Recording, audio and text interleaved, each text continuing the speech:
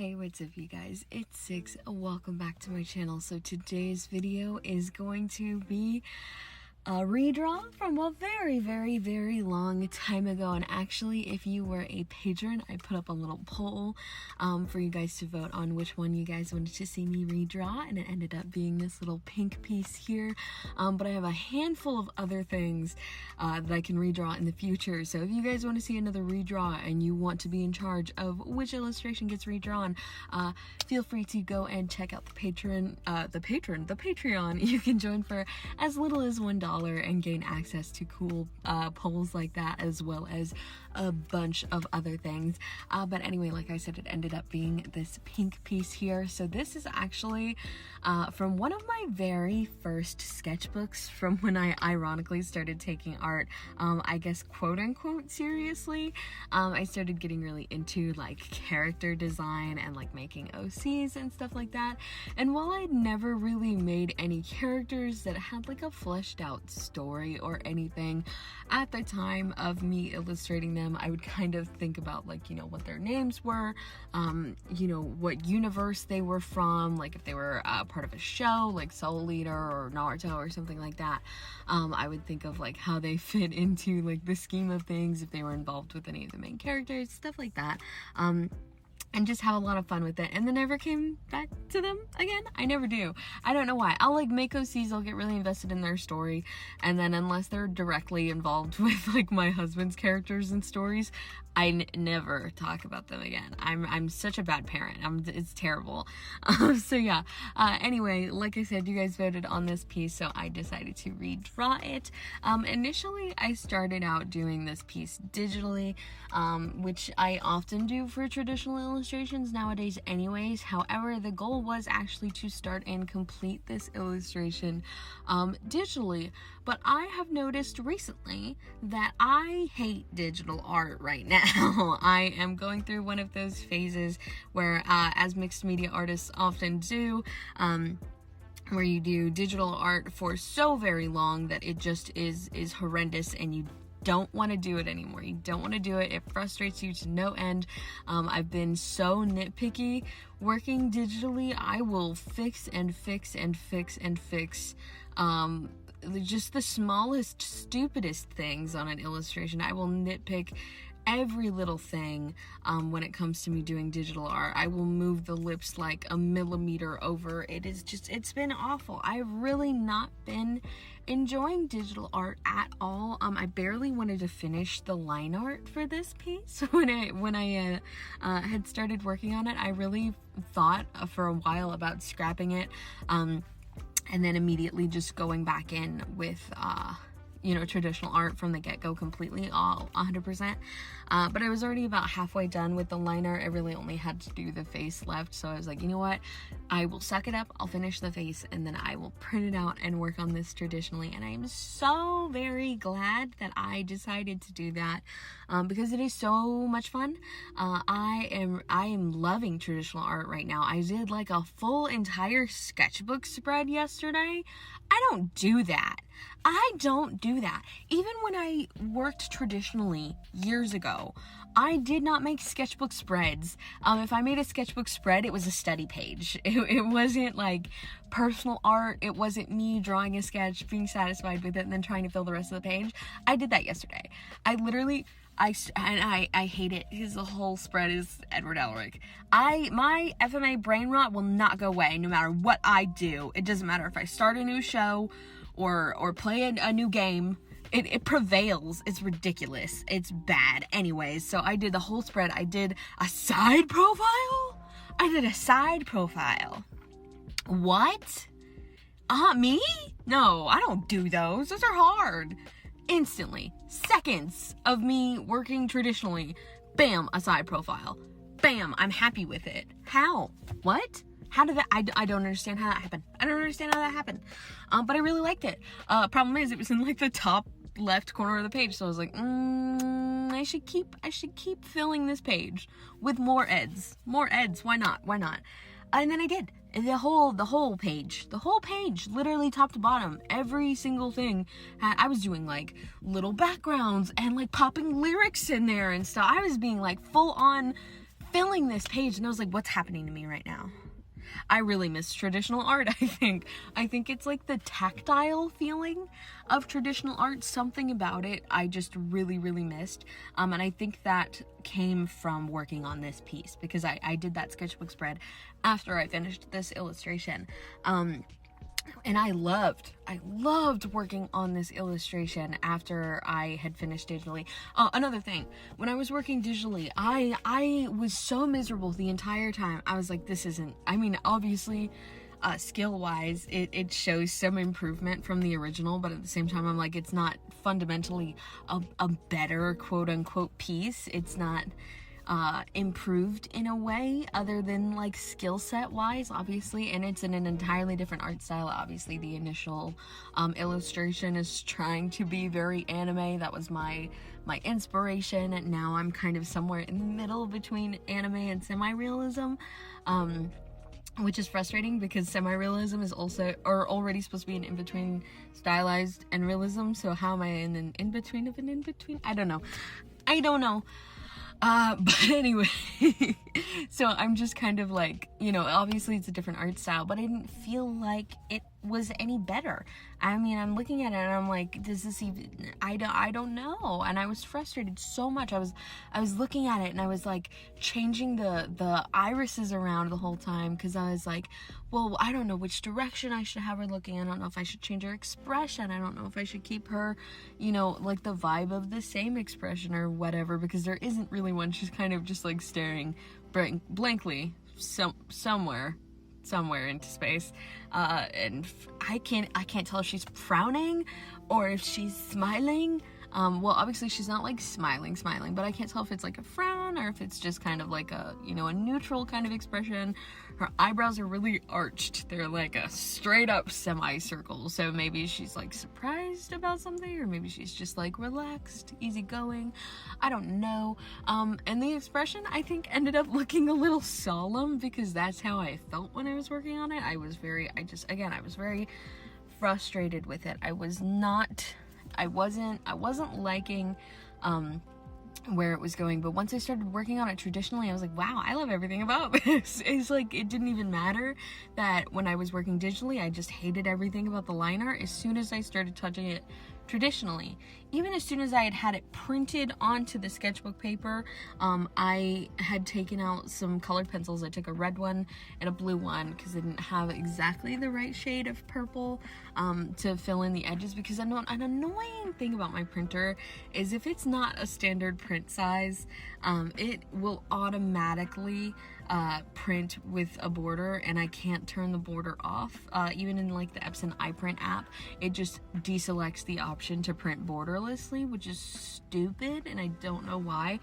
So 9 times out of 10, if I work in a way where I print the sketch like digitally, print the sketch onto the sketchbook paper so that I can then work traditionally, I have to fill in the extra lines or cut off the excess that doesn't get printed, which is, oh, it is exasperating. Anyway, I didn't have the right purple, so I took those colored pencils like I mentioned, and they're not technically colored pencils, they're colored lead, which side tangent, as if there haven't already been 12 in this video already. Back when I first started my YouTube channel, back in, I think it would have been 2018, so it actually wouldn't be 2018, it'd probably be closer to 2019, when I started, you know, really going at it. I had found Papermate was selling colored leads, like literally just in Walmart, and they were the best leads I've ever freaking used. Like, they're so soft, so buttery, erase so well. They're gone. They are gone. Where did they go? What, Papermate? What is wrong with you? You sold them for like 5 months and then stopped, and I'm really, really upset because they are just some gorgeous, gorgeous leads. I want them back. I look every single time I'm near the pencils in a Walmart. I look. It's been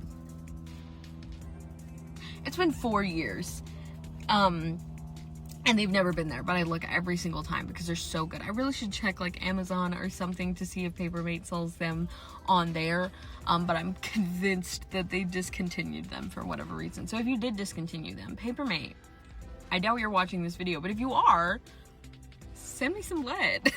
Like, please, put it back in Walmart. I'm begging you. Anyway, I really like those leads. The blue one I still have, but the red one I completely ran out of because I obviously love sketching in red traditionally. If you guys are a long-time viewer on the channel, you will have seen that. I sketch in red all of the time. Back when I used to sketch on camera anyway, because I don't do that anymore because the pressure. Anyway.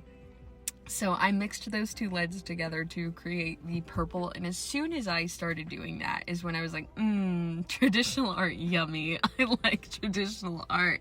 Why have I not been doing it? And I mean, I've like dabbled in it, obviously, every once in a while. I'll be like, this would be really cute, like, traditionally, if I, like, printed this and then worked on it traditionally. But I did a piece a while ago where I sketched from start to finish on paper. And I was obsessed with it, and I think that's what made me really, like, itch my brain and be like, I need to do it again. But then I didn't. And then when this piece came around, obviously looking at the original piece, it was not digital art, clearly. It looked to be a mix of, like, watercolor and I think colored pencil. So I decided about halfway through the digital art, like I said, that I was going to do this traditionally. And I didn't know if I was going to go full in with just markers or if I was going to do markers and obviously mixed media. And that's what I ended up doing because I really liked the watercolor look of her hair.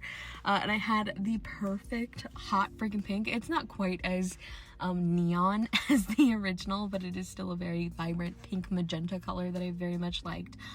So that's what ultimately made me decide to do a little mix of them. I also was really unsure what to do with her skin because it's completely blank in the original, in my sketchbook. I don't know why. I almost never colored in the skin in any of my my sketchbook illustrations from when I was in around, you know, late elementary, early middle school, or honestly all of middle school. I wouldn't render skin. I don't know why. I literally wouldn't.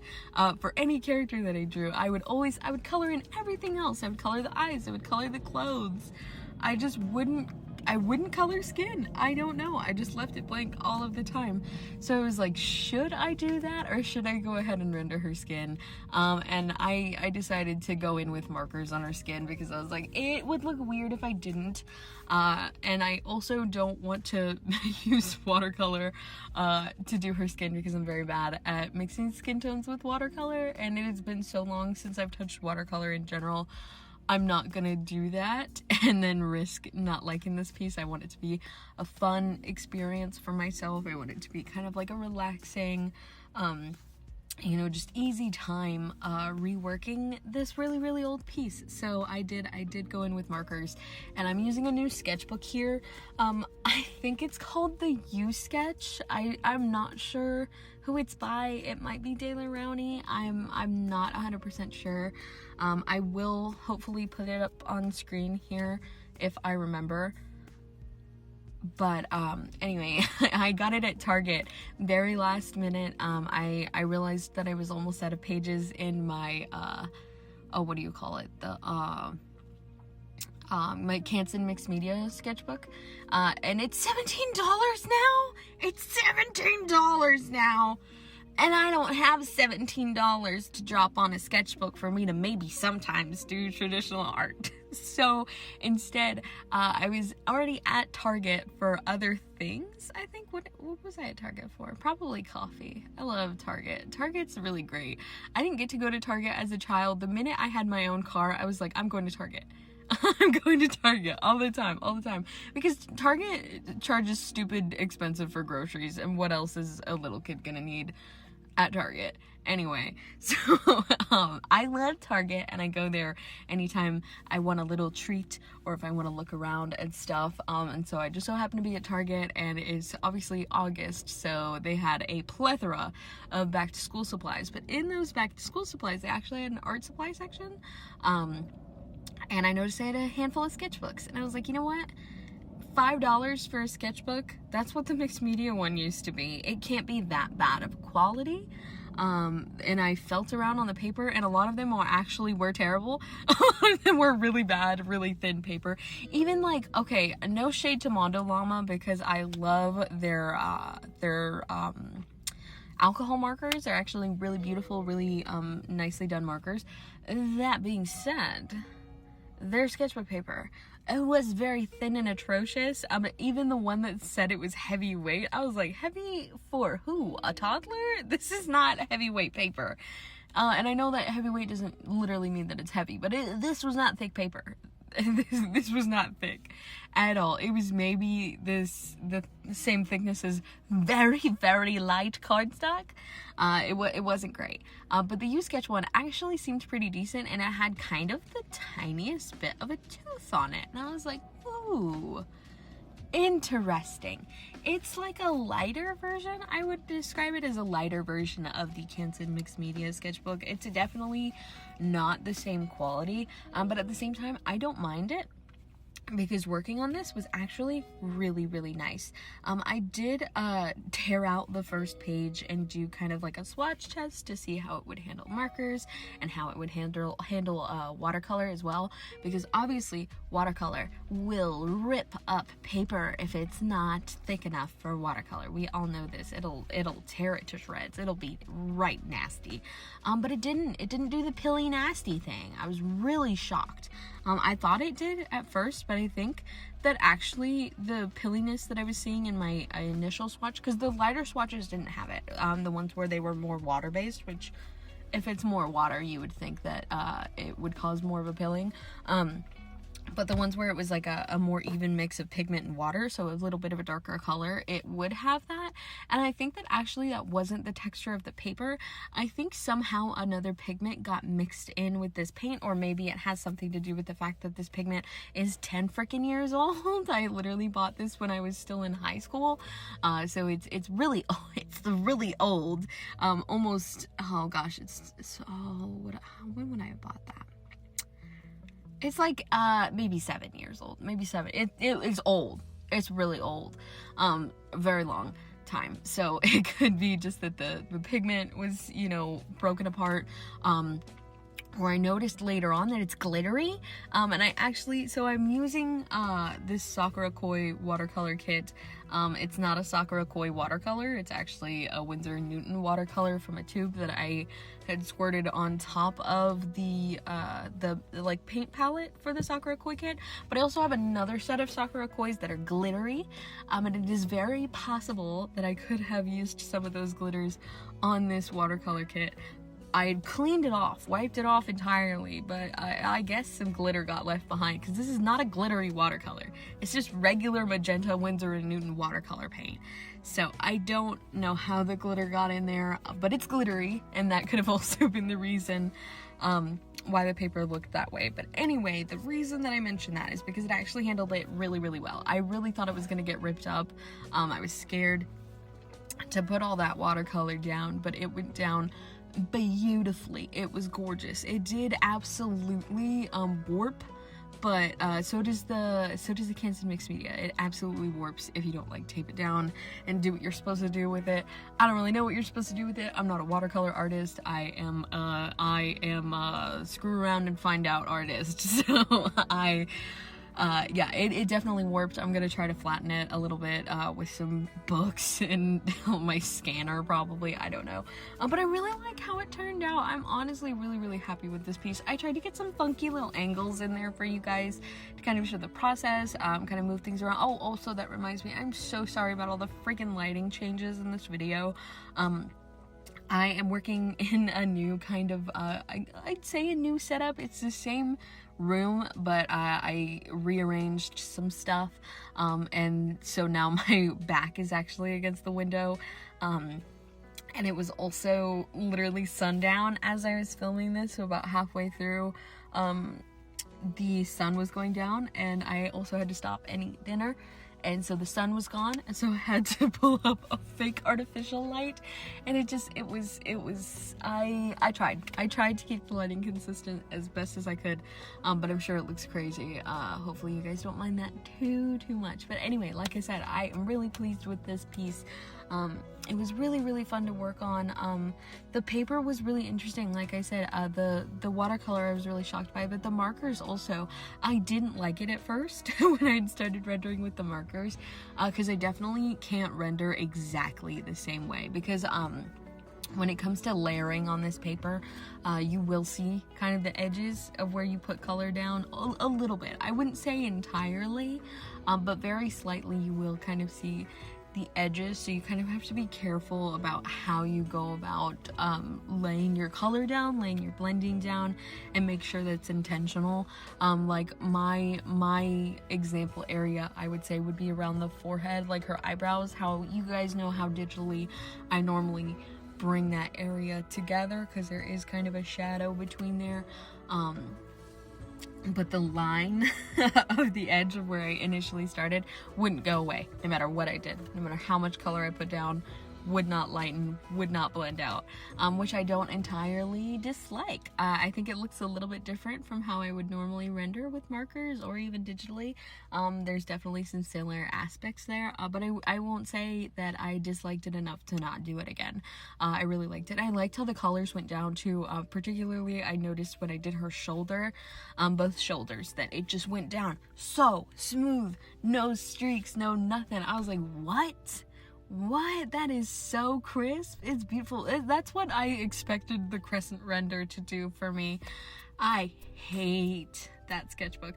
I don't know how other artists swear by it, and maybe I'm using it wrong. I don't know, but I disliked the crescent render so much. I've never liked Bristol board typed paper. I don't know how other artists just swear by it. I don't get it. It's like streaky, it's wet, it's sticky, it's squeaky. Did I say squeaky? It's bad. I hate working on Bristol board and similar type materials. So this is not that. It just went down so smooth. I really would say it's like a slightly lighter weight, slightly less toothy version of the Canson Mixed Media sketchbook, and it's $5, which is much better than $17. It is a bit of a weird size. It's 9x6, which I had to use the user-defined setting on my printer in order for me to use it. It's slightly bigger, obviously, than the Canson Mixed Media one. The Canson Mixed Media, I think, is 5.5 by 8.5, which is a standard paper size. It's half letter. So I don't know why they went with 9x6 for this, because again, there's no standard paper size. Actually, I think is A5? Is A5 9x6? Or is it close to 9x6? I don't know. I had to use a user-defined setting because I didn't see anything that automatically said 9x6. But I might have to look at it. Maybe it is a standard paper size and I'm just crazy. If you know, put it in the comments. So I can print things properly next time. But anyway, I really liked it. Rendering the skin was really interesting. Obviously going in with my color pencils was super easy.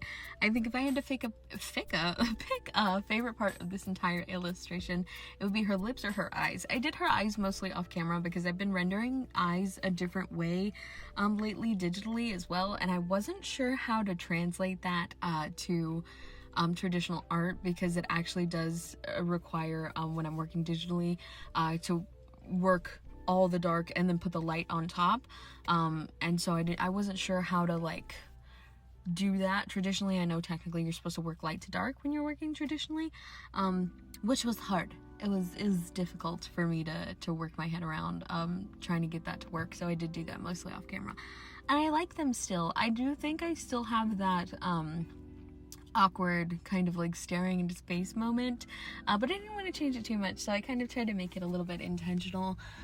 Maybe just have her kind of like I don't know, at ease, I guess. She's just chilling, she's just daydreaming or something, I don't know. And then I also decided to throw some little yellow flowers into the background because I thought the space was kind of empty. Again, I did have to, so I sketched this originally digitally on my normal canvas size. It might have even been like the screen size standard, not even like the standard sizing that I use for commissions. So when I switched it to alter it to make it that 9x6 size so I could print it, there's a lot of white space on top. I never think to do that because I'm always convinced I'm going to work digitally, and then I decide to work traditionally, so I have to take the sketch and then fit it to the paper. But once I did that, I was like, yeah, there's a lot of blank space. There was obviously a ton of blank space in the original too, but I decided again that I'm trying to show improvement. I'm trying to dress it up a little bit, so I just threw some yellow flowers in the back.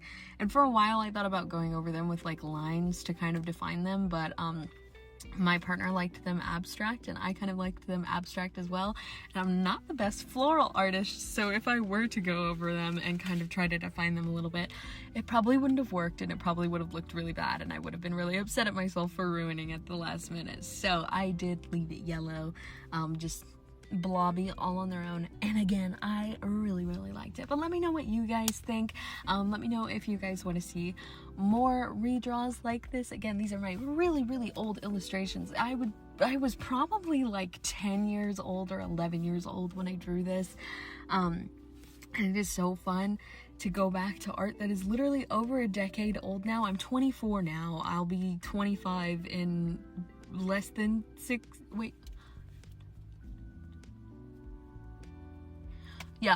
9 months. I will be 25 years old. So that's crazy. So yeah, let me know if you guys want to see more of that.